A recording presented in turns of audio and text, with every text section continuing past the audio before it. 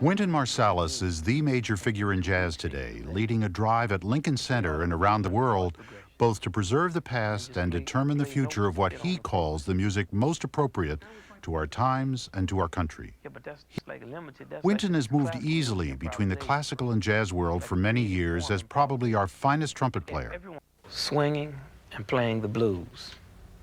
That's what we're about. Beethoven wanted people to like his music. He didn't say, oh, well, you know, they'll hear this in 25 years. He would say that after they rejected it and he was hurt. Then he said, yeah, well, maybe they'll hear this in 25 years. The jazz musician takes all of that information and filters it through the blues sensibility and turns it into American art. So, but jazz was just the soul of it and also the intellect of it. Like to listen to John Coltrane, just he started playing boo-wee-doo. I'd come home and put that Coltrane record on. Cousin Mary would be playing boo-loo-wee, just the sound in that music.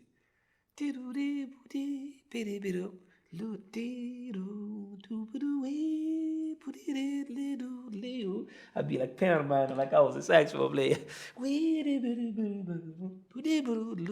Just listening to Train, that type of cry he had in his song. And I wanted to make somebody feel like how that made me feel listening to it.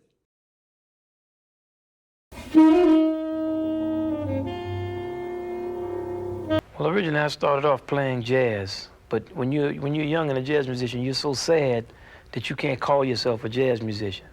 My father's a jazz musician, and my entire life I've always wanted to be a jazz musician. The only reason I really got into classical music was I heard a tape of Maurice Andre, and I liked the way he sounded. But my favorite trumpet players were always jazz trumpet players: Clifford Brown, early Miles Davis, Freddie Hubbard, Booker Little, because they played much more trumpet than anything that had ever existed in classical music. So I didn't want to be him. I wanted to be more like a combination of him and Freddie Hubbard and Miles and Clifford Brown and Coltrane. But I always played jazz all of the time. I played with Art Blakey and the Jazz Messengers when I was 18. Before that, I was in high school. I always had some kind of gig trying to learn how to play. Mm-hmm. The thing about jazz is it's very difficult to learn how to play. And classical music is graded. You have musical camps. You can go to conservatories. You know you can chart your development. Mm-hmm. And jazz, you have to learn how to play the music. You have to recruit other musicians around your same generation who want to play. In my case, I was fortunate because my father is a jazz musician and a very informed educator.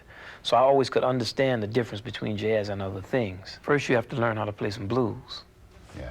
Okay, that's number one. You have to learn how to play in all keys, how to improvise on the basic forms like rhythm changes, standard songs, All the Things You Are, and all these songs in all keys. Mm-hmm. You have to learn how to swing, which is to play with a certain rhythmic attitude. You have to learn rhythms. There's so many things to learn. You have to learn the history of the art form so that you can participate in the dialogue with other musicians.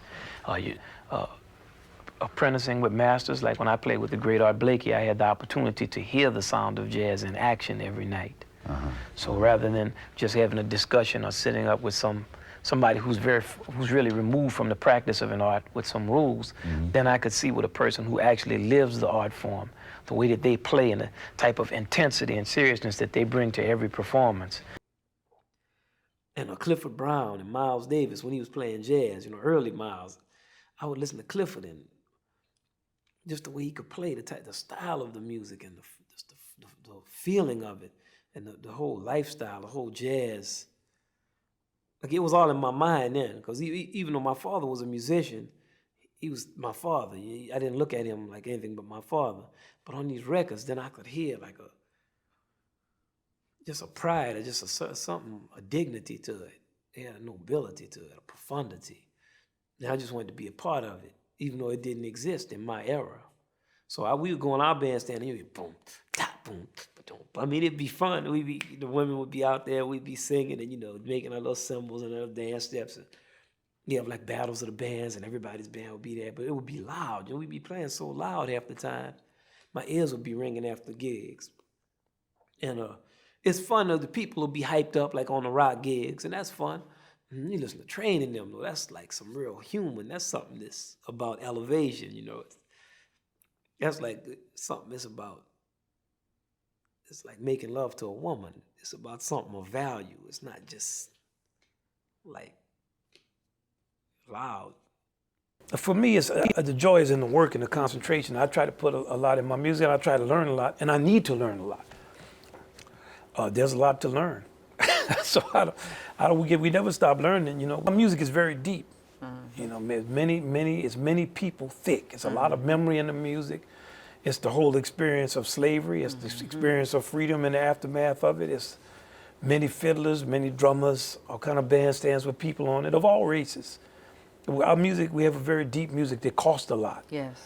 And when you know that, you understand the value of it.